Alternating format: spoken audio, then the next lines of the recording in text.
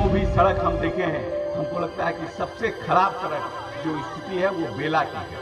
और बेला का यहाँ पर ये देखिए सड़क का हाल, दूसरे जिले में जाइएगा तो आपको ऐसा सड़क नहीं मिलेगा। हम मात्र 1 साल का आपसे समय मांगते हैं। आपने उनको 35 साल का समय दिया। 35 साल में उन्होंने आपके लिए क्या किया ये भी आप देखिए। 13 तारीख को तीर छाप पर वोट देकर के विजय बनाने का काम कीजिए। हाथ उठा के कहिए, सब लोग दीजिएगा ना वोट। मनोरमा का बच्चा सब नहीं उठा रहा हाथ।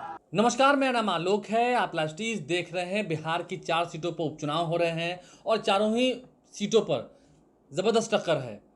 सभी दलों ने अपने अपने प्रत्याशियों की घोषणा कर दी है, नॉमिनेशंस भी हो चुके हैं। और अब बेलागंज की हम आपको बात करेंगे। बेलागंज उपचुनाव में भी दिलचस्प रोमांच देखने को मिल रहा है। एक तरफ जहां एनडीए की ओर से मनोरमा देवी हैं, वहीं आरजेडी की ओर से डॉक्टर विश्वनाथ हैं जो कि सुरेंद्र यादव के बेटे हैं। सुरेंद्र यादव जो कि जहानाबाद के एमपी हैं, उनके बेटे हैं। पहले इस सीट पर सुरेंद्र यादव जीत के आते थे, लेकिन अब जब वो सांसद हो गए, ये सीट खाली हो गई, तो यहाँ पर उपचुनाव हो रहे हैं।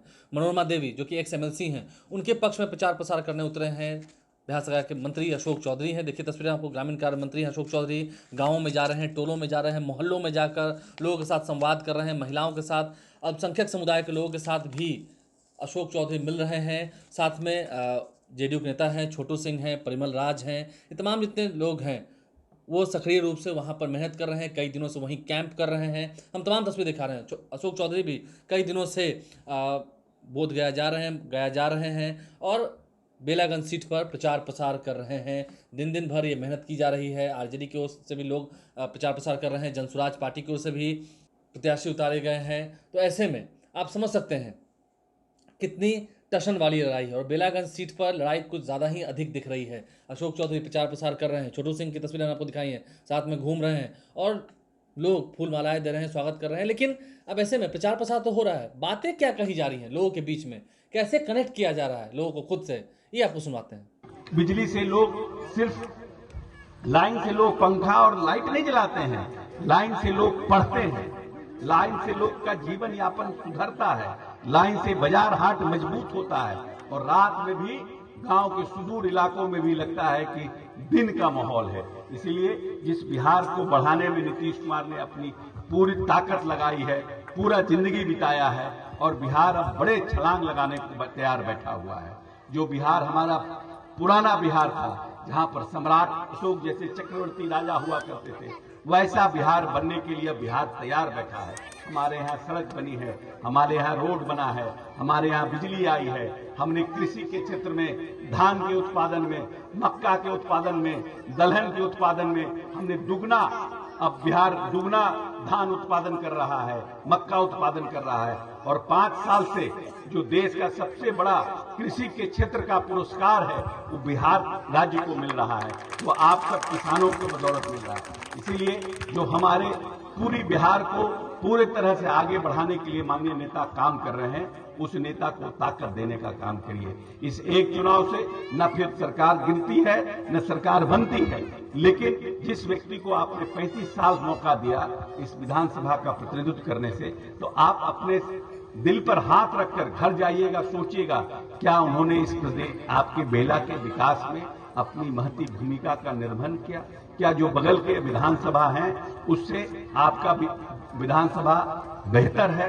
आपके विधानसभा में अच्छे काम हुए? हम तो घूम रहे हैं, हम सड़क विभाग के मंत्री हैं। जो भी सड़क हम देखे हैं, हमको लगता है कि सबसे खराब सड़क जो स्थिति है वो बेला की है।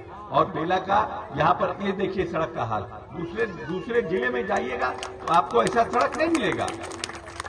लेकिन और आपको हम वादा करते हैं, चुनाव के बाद जो भी सड़कें इस इलाके की खराब सड़कें हैं, हम मात्र 1 साल का आपसे समय मांगते हैं। आपने उनको 35 साल का समय दिया।